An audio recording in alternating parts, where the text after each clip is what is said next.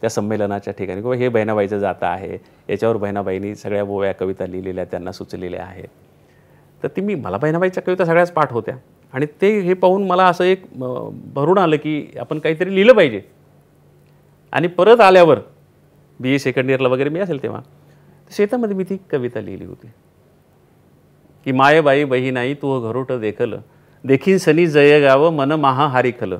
तुला मानसाचं येळ देव तठीच दिसला, होईन सनी पांडुरंग उभ्या पिकात हासला, मना जीवा संसाराची तुला गुपित कळाली, लपलेली कर्मरेखा तुह्या दैवानं मिळाली,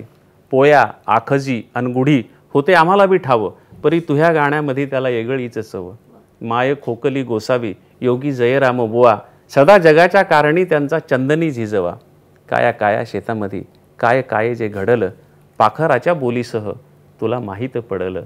पाखराच्या बोलीसह तुला माहीत पडलं, अशी ती बहिणाबाईवर लिहिलेली कविता आहे.